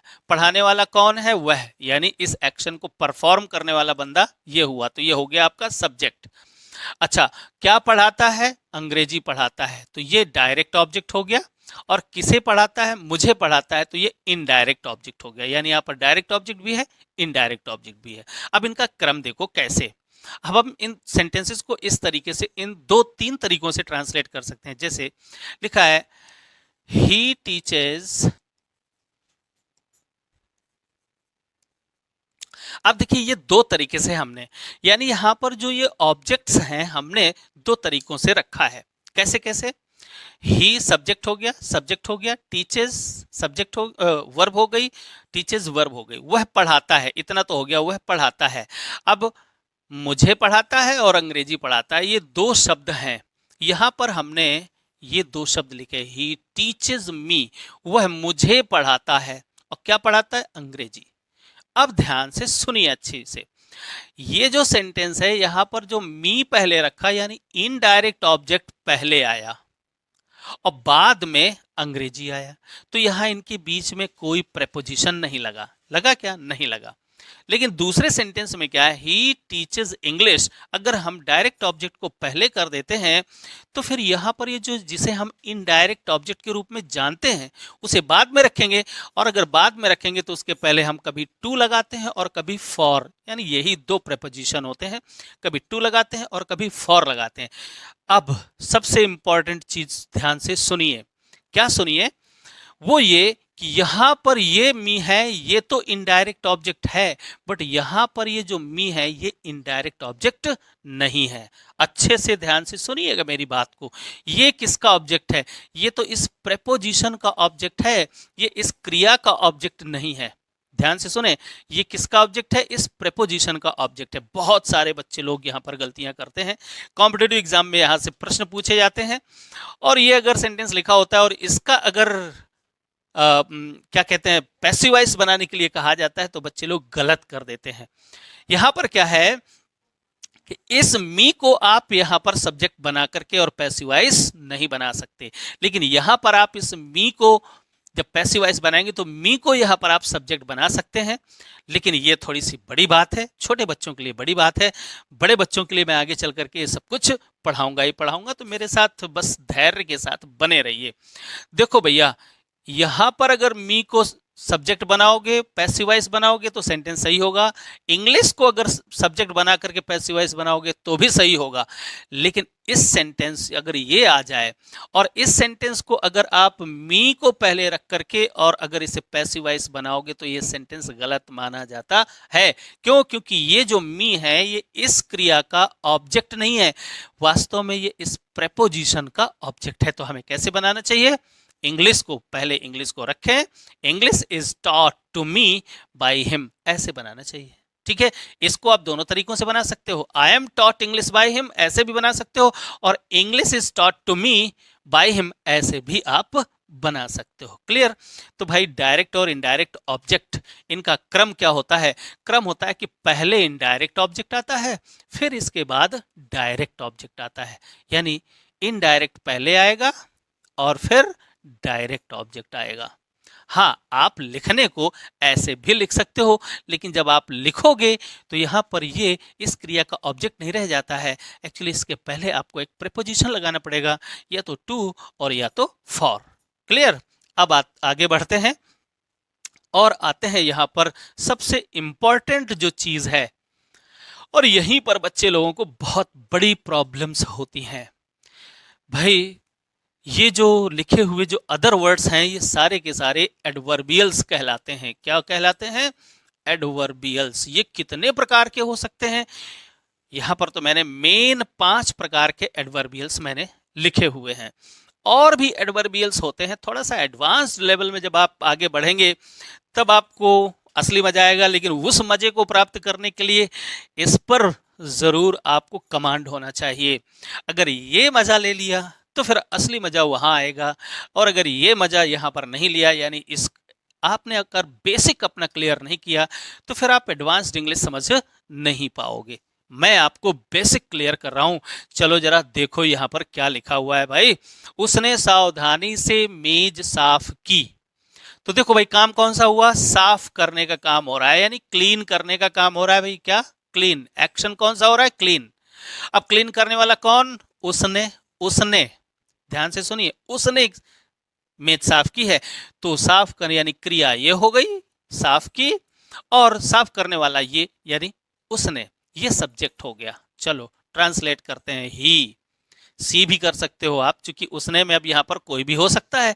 ही यानी कोई लड़का हो सकता है, लड़की हो सकती, कुछ भी हो सकता है। तो ही साफ की, तो पास्ट इंडेफिनिट जिसको हम पास्ट सिंपल बोलते हैं या सिंपल पास्ट बोलते हैं, तो ही क्लीन्ड। अब हम जब यहां पर प्रेजेंट इंडेफिनिट टेंस का प्रयोग करेंगे तो ये वर्ब की सेकंड फॉर्म का प्रयोग करेंगे। ही क्लीन्ड, सब्जेक्ट हो गया, वर्ब हो गया। अब पूछो क्या साफ की? तो ऑब्जेक्ट मिल गया, मेज साफ की। ठीक है ना? ही क्लीन्ड द टेबल। अब हमने यहां पर टेबल लिख दिया, तो ये सब्जेक्ट, वर्ब और ऑब्जेक्ट हो गया। अब भाई ध्यान से देखो, कैसे साफ की? ये देखो, सावधानी से। अब हमें ये देखिए कि ये एडवर्ब है। एडवर्ब क्या होता है? जो वास्तव में एडवर्ब की डेफिनेशन तो बहुत बड़ी है, डिस्कस करने में काफी टाइम लगेगा, लेकिन फिलहाल बेसिक लेवल पर मैं आपको बतला देता हूं। एडवर्ब यानी वर्ब के बारे में कुछ और एडिशनल इंफॉर्मेशन, यानी क्रिया के बारे में एक और जानकारी। तो ये काम हुआ तो कैसे हुआ? सावधानी से हुआ, यानी केयरफुली। यहां पर हम क्या लिखेंगे? केयरफुली। अब ये जो केयरफुली नाम का शब्द है ये एडवर्ब है। कौन सा एडवर्ब है ये भी पहचानना पड़ेगा। भाई जब हम हाउ हाउ से क्वेश्चन करते हैं तो हमें एडवर्ब ऑफ मैनर मिलता है। यानी उसने टेबल साफ करी तो हाउ माने कैसे, कैसे साफ करी, सावधानी पूर्वक साफ करी, ठीक है ना। तो ये एडवर्ब ऑफ मैनर हुआ। अच्छे से पहचानिए कि कितने प्रकार के एडवर्ब्स यहाँ पर हो सकते हैं और फिर उनका क्रम क्या होगा, ये बहुत ज्यादा इंपॉर्टेंट है। ध्यान से देखें दूसरा सेंटेंस, वे मुझसे दफ्तर में मिले, यानी मिले, कौन सा काम हुआ, मिलने का काम हुआ, और मिलने वाले कौन, वे हुए, ठीक। तो ये वर्ब हो गई और ये हो गया सब्जेक्ट। तो वे की इंग्लिश हो गई दे, ठीक है ना, वे। और मिले, मिले मीन्स मेट, ये भी मीट माने मिलना, मेट मिले, ठीक है ना। वर्ब की सेकंड फॉर्म है, पास्ट इंडेफिनिट टेंस से वर्ब की सेकंड फॉर्म रखी, दे मेट। और किससे मिले, मुझसे मिले, तो दे मेट मी, ये ऑब्जेक्ट हो गया भाई। अब कहाँ मिले, कहाँ मिले, तो देखिए मिलना कहां पर हुआ, दफ्तर में, यानी ये एक्शन कहां पर घटित हुआ, यहां पर। तो ये एडवर्ब ऑफ प्लेस कहलाता है। अब इसके लिए आप क्वेश्चन कर सकते हैं क्या, वेयर। तो जब कभी क्रिया से आप क्वेश्चन करेंगे वेयर, तो आपको मिलेगा एडवर्ब ऑफ प्लेस। आप एडवर्ब ऑफ प्लेस रख दें। दे मेट मी कहा, in the office, in the office, right. ये सेंटेंस लिख दिया। अच्छा, तो दो हो गए, यानी adverb of manner, adverb of place. तीसरा, वह हमेशा समय पर पहुंचती है, वह हमेशा समय पर पहुंचती है। चलो अच्छा, कौन सा एक्शन हो रहा है, पहुंचने का काम हो रहा है, कौन पहुंच रहा है, वह पहुंच रहे, तो ये सब्जेक्ट हो गया और ये वर्ब हो गई, ठीक। सीधे सी अराइव्स, यहां पर क्या पहुंचती है का मतलब सी अराइव्स, ठीक। अब कहां पर पहुंचती है ये देखो, तो नहीं पता, हमेशा समय पर, सी अराइव्स, और समय पर, ऑन टाइम, ऑन टाइम, समय आ गया, ऑन टाइम। अब हमेशा रह गया, अब हमेशा कहां पर रखें, तो ध्यान से सुनिए, ये जो हमेशा है ये क्या है, ये एडवर्ब ऑफ फ्रीक्वेंसी है। तो हालांकि इसके जो प्लेस है सेंटेंस में, जो इसकी पोजीशन है वो बदलती रहती है, कभी कभी वो क्रिया से पहले भी आ जाती है। तो यहां पर हम क्रिया से पहले सी ऑलवेज, यहां पर क्या लिखेंगे, सी ऑलवेज अराइव्स। यहां पर थोड़ा सा मिस्टेक हो गया, चूंकि ये प्रेजेंट सिंपल टेंस है, इसलिए यहां पर अराइव्स, यानी ये इस वाली वर्ब का प्रयोग करना चाहिए। सो सी ऑलवेज अराइव्स ऑन टाइम, ठीक है ना, वह हमेशा समय पर पहुंचती है। तो इसमें क्या देखा आपने, यहां पर देखा ये जो ऑलवेज है ये आपका क्या है, एडवर्ब ऑफ फ्रीक्वेंसी है, एंड ऑन टाइम ये प्रीपोजिशनल फ्रेज है, टाइम को ही बता रहा है। क्लियर। यहां पर दो प्रकार के एडवर्ब आ गए। एक और एडवर्ब आ सकता है जो रीजन बता सकता है या पर्पस बता सकता है। देखिए जरा यहां पर, मैं तुम्हें कल फोन करूंगा, यहाँ पर देखिए क्या काम हो रहा है भाई, फोन करने का काम हो रहा है, कौन करेगा, मैं करूंगा। तो देखिए ये सब्जेक्ट हो गया और ये वर्ब हो गई, ठीक है। मैं की इंग्लिश आई, फोन करूंगा ये फ्यूचर इंडेफिनिट टेंस हो गया। सो आई विल, ये आई ऐसे भी कर सकते हो, I will call you, I will call you, मैं तुम्हें फोन करूंगा, ये हो गया, ये सब्जेक्ट हो गया, ये वर्ब हो गई और ये ऑब्जेक्ट हो गया। अब कब करेगा, टाइम बता रहा है कल, ये टाइम है, ये एडवर्ब ऑफ टाइम हो गया। टुमारो, मैं तुम्हें कल फोन करूंगा, ये एडवर्ब ऑफ टाइम हो गया, ठीक। एक चीज और है, उसने परीक्षा पास करने के लिए कड़ी मेहनत करी, एक सेंटेंस ये है। तो यहां पर कौन सा काम हो रहा है, कड़ी मेहनत, यानी मेहनत करने का काम हो रहा है, ठीक। मेहनत करने वाला कौन, उसने, तो ये सब्जेक्ट हो गया, ये वर्ब हो गई। तो ही या सी भी कर सकते हो, यहां पर पता नहीं चल रहा है इस क्रिया से कि ये लड़का है कि लड़की, तो आप दोनों में से कोई भी कर सकते हो। सो ही, अब देखिए क्या हो गया, ही वर्कड हार्ड, उसने कड़ी मेहनत करी, ये क्रिया हो गई, ठीक है। अच्छा, अब किस लिए कड़ी मेहनत करी भाई, परीक्षा पास करने के लिए। तो आप ये देखते हैं ये जो पूरा फ्रेज है, ये पूरा का पूरा फ्रेज क्या बता रहा है, रीजन बता रहा है या उद्देश्य बता रहा है। देखिए किसका रीजन या उद्देश्य है, इस क्रिया का, उसने कठिन परिश्रम किया, तो क्यों किया भाई, रीजन क्या है, ये है, या इसी को आप उद्देश्य भी कह सकते हो, किस उद्देश्य से ऐसा किया। तो इस क्रिया के बारे में ही ये फ्रेज बता रहा है, इसलिए इस फ्रेज को हम क्या बोलते हैं, एडवर्ब ऑफ रीजन।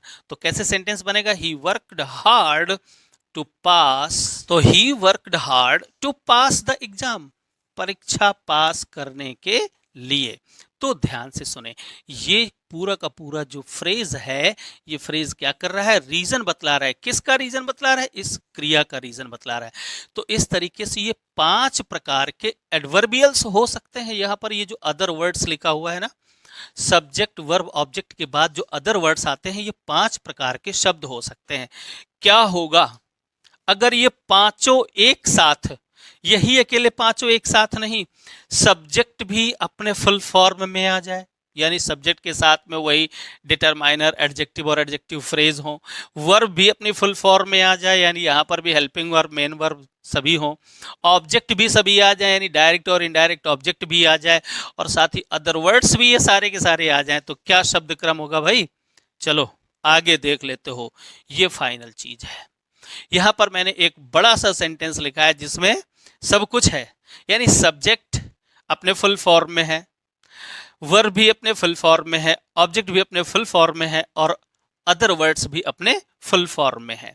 तो देखिए जरा इस सेंटेंस को अच्छे से पढ़िए, धीरे धीरे समझने का प्रयास करिए। देखिए सेंटेंस क्या लिखा है, हरी शर्ट पहने हुए उस सुंदर लड़के ने परीक्षा पास कराने के लिए, करने के लिए नहीं, कराने के लिए पिछले सप्ताह रोजाना लाइब्रेरी में ध्यानपूर्वक अपने भाई को अंग्रेजी के पाठ नहीं पढ़ाए। बड़ा लंबा सेंटेंस हो गया। अब जरा ट्रांसलेट करने का प्रयास करेंगे तो फिर आप अपने लॉजिक्स लगाइए, कितना भी बड़ा सेंटेंस क्यों ना रखा हो भाई। अब जो मैं बताता हुआ चल रहा हूं उसको बड़े ध्यान से सुनते जाओ, अगर कहीं मिसिंग कर जाना तो फिर से इसको रिवाइंड कर लेना और फिर से देख लेना, ठीक है।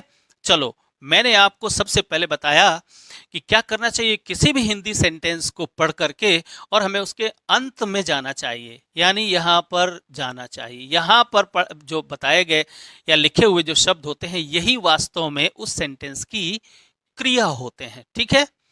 चलिए हम आ गए पढ़ाए। यहाँ पर काम क्या हो रहा है, जब पूरा सेंटेंस पढ़ोगे तो आपको पता चलेगा कि यहाँ पर असली जो काम हो रहा है वो क्या है, पढ़ाने का काम हो रहा है, राइट। अच्छा, तो ये तो हो गई क्रिया। अब हमें हर चीज को समझना है, हर चीज को यहाँ पर आइडेंटिफाई कर लेना है कि यहाँ पर ये जितने भी शब्द लिखे हुए हैं ये क्या क्या हैं, इनको क्या कहा जाता है। अच्छे से समझो तो इसको तो कहेंगे क्रिया, ठीक है। अच्छा, ये नहीं साथ में जुड़ा हुआ तो ये नेगेटिव वर्ब हो गई, तो ये क्रिया के साथ में ही आ जाएगा, यानी वर्ब फ्रेज बन जाएगा। नेगेटिव सेंटेंस है तो हमें वर्ब फ्रेज बनाना पड़ेगा, यानी helping verb plus not plus main verb, ठीक है। अब इसका सब्जेक्ट ढूंढो। सब्जेक्ट मतलब इस काम को करने वाला कौन, तो इस काम को करने वाला है ये लड़का। ध्यान से सुनो, का लड़का है ये, कोई एक लड़के, यानी बहुत सारे लड़के नहीं, पूरा सेंटेंस पढ़ोगे तो एक ही लड़का है, ठीक है ना। हरी शर्ट पहने हुए वह सुंदर या उस सुंदर लड़के ने, तो उस सुंदर लड़के ने से पता चला कि लड़का एक ही है, ठीक। भले ही वो लड़के लिखा है लेकिन है वो एक ही, ठीक है ना। ये असली सब्जेक्ट है, इस काम को इसने किया, ठीक। अच्छा, अब देखो इस लड़के के बारे में कुछ अतिरिक्त जानकारी है क्या, इस लड़के को डिस्क्राइब करने वाले कुछ शब्द हैं क्या यहाँ पर, तो हाँ, अगर आप देखोगे तो इस लड़के को डिस्क्राइब करने वाले शब्द भी हैं। कौन कौन से, हरी शर्ट पहने हुए, तो कौन हरी शर्ट पहने हुए है, यही लड़का पहने है ना, जी हाँ। तो ये हो गया क्या, एडजेक्टिव फ्रेज हो गया। इस लड़के के बाद आएगा, मैंने आपको वहां पर बताया था ना कि अगर कोई नाउन हो उसके बाद अगर फ्रेज के रूप में कोई हिस्सा लिखा हुआ है जिसे हम एडजेक्टिव फ्रेज बोलते हैं, तो सब्जेक्ट के बाद आएगा। तो जब हम सब्जेक्ट को लिखेंगे तो इस लड़के के बाद आएगा, ठीक है ना। अच्छा, और कुछ जानकारी है क्या, जी हाँ, लड़के को डिफाइन किया गया है यहाँ पर, तो ध्यान से सुनो, ये डिटरमाइनर भी है और लड़के को सुंदर बताया गया, यानी एक एडजेक्टिव भी है, यानी यहां पर ये पूरा का पूरा सब्जेक्ट हुआ। ये क्या हुआ, सब्जेक्ट। अब यहां पर क्या किया जाएगा, पहले डिटरमाइनर फिर एडजेक्टिव फिर ये, नहीं, पहले डिटरमाइनर फिर एडजेक्टिव फिर ये लड़का यानी नाउन रखा जाएगा और नाउन के बाद में ये फ्रेज रखा जाएगा, ध्यान रखना। अच्छा, और चीजों को आगे बढ़ते हैं। तो सब्जेक्ट का पता लगा लिया, वर्ब भी पता लगा ली, अब आगे बढ़ते हैं ऑब्जेक्ट। ऑब्जेक्ट में क्या पढ़ाया भाई, पहले तो क्या पढ़ाया, क्या पढ़ाया, यानी अंग्रेजी के पाठ, ये चीज है ना, अंग्रेजी के पाठ पढ़ाए, ये एक कर्म हो गया। दूसरा, किसको पढ़ाया भाई, तो यहां पर अच्छे से ध्यान से पढ़ेंगे तो अपने भाई को, ये आ गया, ठीक। तो ये दो कर्म भी हैं, यानी डायरेक्ट ऑब्जेक्ट और इनडायरेक्ट ऑब्जेक्ट दोनों ही हैं। अच्छा, फिर इसके बाद अदर वर्ड्स देखिए, अदर वर्ड्स में सारे के सारे एडवर्बियल्स ही होंगे।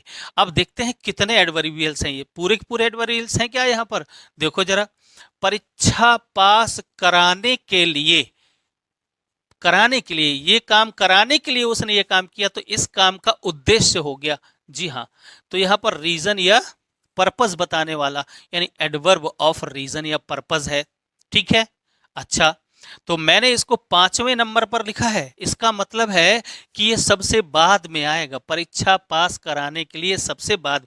ये सीक्वेंस है, अच्छे से देखो जरा, पहले एडवर्ब ऑफ मैनर आएगा, फिर प्लेस आएगा, फिर फ्रीक्वेंसी, फिर टाइम, और इसके बाद अगर सारे के सारे एडवर्ब्स दिए हों किसी सेंटेंस में तो उनका ये प्रॉपर ऑर्डर होता है। अच्छे से ध्यान से नोट कर लीजिए, स्क्रीनशॉट ले लीजिए, और मैं यहां पर कर रहा हूं तो मेरे साथ ठहर कर बड़े आराम से इसका मजा ले लीजिए।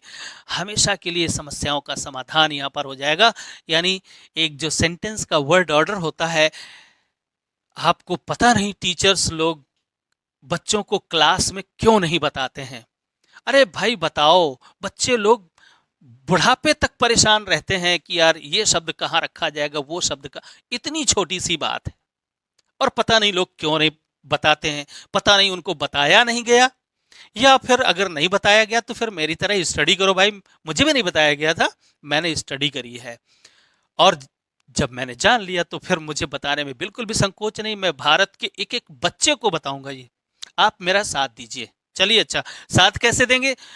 कभी भी मिस मत करिए इसको, लाइक या डिसलाइक करने से कभी मिस मत करिए। दूसरी चीज, कमेंट ड्रॉप करना कभी मिस मत करिए, ठीक है ना, ये 2 चीजें। और वीडियो को पूरा वॉच करिए और साथ ही अपने फ्रेंड्स लोगों को शेयर करिए। इसी से क्या होगा कि यूट्यूब वीडियोस को रीच देता है, और जब रीच बढ़ेगी, व्यूज आएंगे, मुझे अच्छा लगेगा, मोटिवेशन मिलेगा, मैं आपको रोज वीडियो लेकर के आऊंगा ऐसे ही सुंदर सुंदर से। चलिए जरा देखिए, यहां पर आगे बढ़ते हैं। अच्छा, तो ये हो गया रीजन, ठीक, रीजन या उद्देश्य सबसे बाद में आएगा। अच्छा, फिर इसके बाद पिछले सप्ताह, जरा देखो, लास्ट वीक, एक एडवर्ब ये है, एडवर्ब ऑफ टाइम, तो इस रीजन से पहले ये टाइम आएगा, ठीक है, यानी इसका चौथा नंबर होगा। रोजाना, रोजाना क्या है, ये एडवर्ब ऑफ फ्रीक्वेंसी है, तो इससे पहले ये फ्रीक्वेंसी, रोजाना को इससे पहले रखेंगे। फिर ध्यान से देखें, क्या लाइब्रेरी में, ये क्या है, एडवर्ब ऑफ प्लेस है, तो इसको दूसरे स्थान पर रखेंगे। और ध्यान पूर्वक, ये क्या है, एडवर्ब ऑफ मैनर। भाई कैसे पढ़ाया, इस तरीके से पढ़ाया, मैनर, तो ये नंबर 1 आएगा। जब अदर वर्ड में नंबर 1 आएगा, ये इसी क्रम से पहचान करके और सब कुछ लिखते भैया चले जाओ। चलो मैं आपके साथ करके आपको बता रहा हूं। सबसे पहले तो वर्ब देखें, पढ़ाए, नहीं पढ़ाए, पास्ट इंडेफिनिट टेंस हमने समझा कि ये पास्ट इंडेफिनिट टेंस है। भाई पास्ट इंडेफिनिट टेंस क्या होता है, ये सब कुछ थोड़ा सा धैर्य रखो, हर चीज में आपको कॉन्सेप्ट बेस्ड ही बताऊंगा। चलिए, अच्छा, तो सबसे पहले तो सब्जेक्ट का पता करते हैं। सब्जेक्ट क्या है भाई, ये है, हरी शर्ट पहने हुए उस सुंदर लड़के ने, तो उस सुंदर लड़के, द हैंडसम, क्या बनाएंगे, हैंडसम द हैंडसम बॉय, क्या हो गया भाई, देखो ये डिटरमाइनर हो गया, ये क्या हो गया, एडजेक्टिव हो गया, और ये नाउन हो गया, यानी सब्जेक्ट, असली सब्जेक्ट। अब इसी असली सब्जेक्ट के बारे में बताने वाला, हरी शर्ट पहने हुए, अब यहीं पर आपको उसको लिखना है, वेयरिंग अ ग्रीन शर्ट। अब देखिए ये हो गया पूरा सब्जेक्ट, ये है आपका असली सब्जेक्ट, ठीक है ना। असली सब्जेक्ट के बारे में ये 3 शब्द देखो बता रहे हैं। इस लड़के को डिफाइन किया गया तो डिटरमाइनर आ गया, इस लड़के के बारे में कुछ विशेषता बताई गई तो हैंडसम आ गया, और इसी लड़के के बारे में कुछ और बताया गया फ्रेज के रूप में, तो इसके बाद आ गया, ठीक है ना। तो the handsome boy wearing a green shirt, इसके बाद आपको क्या रखना है, वर्ब रखनी है। तो वर्ब है निगेटिव, तो पास्ट इंडेफिनिट टेंस है, आपको पता होगा, आप क्या करेंगे, डिड लगाएंगे, हेल्पिंग वर्ब, फिर इसके बाद नॉट लिखेंगे, और फिर इसके बाद टीच माने पढ़ाया, डिड नॉट टीच, ये सब्जेक्ट हो गया, ये वर्ब हो गई। वर्ब भी देखो बड़ी हुई है फुल फॉर्म में, यानी हेल्पिंग वर्ब और मेन वर्ब। इसके बाद भाई किसको पढ़ाए, तो इनडायरेक्ट ऑब्जेक्ट, मैंने आपको बताया कि इनडायरेक्ट ऑब्जेक्ट को हम पहले रखते हैं। डिड नॉट टीच हिज, क्या किया, हिज ब्रदर, अपने भाई को पढ़ाया ना, तो हिज ब्रदर। अब आप ये इनडायरेक्ट ऑब्जेक्ट रख दीजिए यहां पर। फिर इसके बाद डायरेक्ट ऑब्जेक्ट आएगा, यही तो क्रम बताया था ना, पहले इनडायरेक्ट ऑब्जेक्ट फिर डायरेक्ट ऑब्जेक्ट। अगर आप चाहें तो पहले डायरेक्ट ऑब्जेक्ट पहले लिख सकते हैं, इनडायरेक्ट ऑब्जेक्ट बाद में लिख सकते हैं, लेकिन उससे पहले आपको टू लगाना पड़ेगा, ठीक है ना। अच्छा, तो हिज ब्रदर क्या नहीं पढ़ा है, तो अंग्रेजी के पाठ यहाँ कहीं लिखे होंगे, अंग्रेजी के पाठ यानी हिज ब्रदर इंग्लिश लेसन्स। अंग्रेजी के पाठ का मतलब इंग्लिश लेसन्स, ठीक है, ये कर दिया इंग्लिश लेसन्स। देखो हो गया, सब्जेक्ट हो गया, वर्ब हो गया, ऑब्जेक्ट हो गया, अब बचे केवल अदर वर्ड्स बचे। अदर वर्ड्स में सारे के सारे जितना भी कुछ लिखा हुआ है ये सारे एडवर्बियल्स हैं। तो एडवर्बियल्स हैं, चलिए सबसे पहला क्या है, सबसे पहला सीक्वेंस है मैनर। तो कैसे पढ़ाए, तो यहाँ पर ध्यान से देखो क्या है, कैसे पढ़ाए, ध्यान पूर्वक पढ़ाए। तो ध्यान पूर्वक के लिए हम यहाँ पर क्या कर देंगे, ध्यान पूर्वक का मतलब केयरफुली, केयरफुली, ध्यान पूर्वक के लिए हमने कर दिया केयरफुली। तो ये क्या हो गया, एडवर्ब ऑफ मैनर। अब ढूंढो प्लेस, कहां पर पढ़ाए, यानी ये पढ़ाने वाला काम कहां पर हो रहा है भाई, जरा देखो, लाइब्रेरी में हो रहा है, ठीक है ना, लाइब्रेरी में हो रहा है, तो एडवर्ब ऑफ प्लेस लिख दो, carefully in the library, in the library, ठीक है ना। इस तरीके से आपने एडवर्ब ऑफ प्लेस को लिख दिया। फिर इसके बाद आप क्या करेंगे, फ्रीक्वेंसी, एडवर्ब ऑफ फ्रीक्वेंसी, यानी कि ये काम बार बार होने, फ्रीक्वेंसी का मतलब होता है बारंबारता। तो जरा फ्रीक्वेंसी बतलाने वाला क्या है भाई, रोजाना, रोजाना ये काम कब कब हुआ, रोजाना हुआ, तो ये फ्रीक्वेंसी को बतला रहा है। तो डेली, लाइब्रेरी डेली, ये लीजिए डेली हो गया, एडवर्ब ऑफ फ्रीक्वेंसी आ गया, राइट। अब इसके बाद टाइम लिखो, टाइम क्या है भाई, यहां पर देखो जरा, पिछले सप्ताह टाइम हो गया, तो लास्ट वीक हो गया, पिछले सप्ताह लास्ट वीक हो गया, ठीक, लास्ट वीक, क्लियर। अब क्या बचा, रीजन और पर्पस। तो रीजन या पर्पस ये लिखा हो, परीक्षा पास कराने के लिए, ध्यान से सुने, परीक्षा पास कराने के लिए, खुद नहीं कर रहा है, करा रहा है, तो उसके लिए एक थोड़ा सा डिफरेंट वर्ड ऑर्डर आएगा। देखिए जरा, last week, to help him, to help him pass the exam, the exam, ये आया, to help him pass the exam. एक स्पेशल स्ट्रक्चर है, अब इस स्पेशल स्ट्रक्चर को मैं यहां नहीं एक्सप्लेन करूंगा, स्पेशली इसको एक्सप्लेन करूंगा, पक्का एक्सप्लेन करूंगा आगे चलकर, यानी हर चीज आपको, एक एक चीज आपको एक्सप्लेन करूंगा। धैर्य रखिए, मेरे साथ बने रहिए, मेरा सपोर्ट करते रहिए, बस आपसे मुझे इतनी सी आशा है और उम्मीद है कि आप ऐसा मेरे साथ करेंगे। मैं आपको अंग्रेजी की एक एक चीज बताऊंगा परफेक्टली, यानी हर चीज बिल्कुल कॉन्सेप्ट बेस्ड एंड ऑथेंटिक चीजें आपको बतलाऊंगा। तो देखिए भाई, इस पूरे सेंटेंस को आपने कितनी आसानी से, और हर कोई बड़ी आसानी से कर सकता है। देखो, पहले सब्जेक्ट लिखना है, फिर वर्ब लिखनी है, फिर ऑब्जेक्ट लिखना है, फिर इसके बाद ये एडवर्बियल्स रखने हैं, और एडवर्बियल्स को इस सीक्वेंस में रखा जाता है। सारी सीक्वेंस मैंने आपको बतला दिए, इस वीडियो को जरा बार बार देख लेना। और फिर इसके बाद आपको क्या करना है भाई, ये जो सेंटेंसेस लिखे हुए हैं जल्दी से आप इसका एक स्क्रीनशॉट लो, इसके बाद में फिर आपको आगे बताऊं। ये इसी तरीके का मैं आपको हर वीडियो में ऐसा ही प्रैक्टिस मटेरियल दे दूंगा। यहाँ पर 30 सेंटेंस लिखे हुए हैं, आप अपनी कोई एक बुक और अरेंज करिए जिसमें ढेर सारे सेंटेंसेस लिखे हों, उनका ढेर सारा ट्रांसलेशन करना है। आगे चलकर मैं कल से शुरू करने जा रहा हूँ। तो आपने क्या इसका स्क्रीनशॉट ले लिया? चलिए अब मैं आता हूँ और आपको बताता हूँ कि मैं अगले वीडियो से क्या पढ़ाऊंगा आपको। देखो भैया, अगले वीडियो से ये टेंस का संसार, टेंस जानना अनिवार्य है इंग्लिश लिखने के लिए, बोलने के लिए। अगर आपको अंग्रेजी बोलनी है तो फिर इससे बचकर आप नहीं निकल सकते हैं। और इससे बचकर नहीं, वो बिल्कुल जो स्कूलों में प्राइमरी में पढ़ाया जाता है उसी को लिए हुए आप आगे चलते हो, नहीं जी। आपको कॉन्सेप्ट बेस्ड टेंसेस पढ़ने हैं। एक बार ये टेंस जब मैं आपको पढ़ाऊंगा तो आपको लगेगा कि आपने अभी तक टेंसेस पढ़े ही नहीं है। जी हाँ, तो चलिए अब फिर अगले वीडियो से आपको मैं टेंस पढ़ाना शुरू करता हूं। अब मैं यहाँ पर इस वीडियो को फिनिश कर रहा हूं। अभी तक अगर लाइक, सब्सक्राइब और शेयर नहीं किया है, सब्सक्राइब तो कर लो भैया। अगर आपको अच्छा लगा, इतनी देर देखा, यहाँ तक पहुँच गए तो सब्सक्राइब कर लीजिए। और अगर आपने अभी तक अपने फ्रेंड्स लोगों को शेयर नहीं किया है तो प्लीज़ शेयर करो, लाइक भी करो और एक कमेंट भी नीचे ड्रॉप करो। इन सेंटेंसेस को ट्रांसलेट करके और नीचे कमेंट बॉक्स में आप डालिए, या फिर आप मेरे व्हाट्सएप नंबर पर भी आप इसको सेंड कर सकते हैं और मैं वहां पर चेक करके आपको बतलाऊंगा। तो आज के लिए इतना है, अब मिलते हैं बहुत जल्द अगले वीडियो में, तब तक के लिए बाय बाय।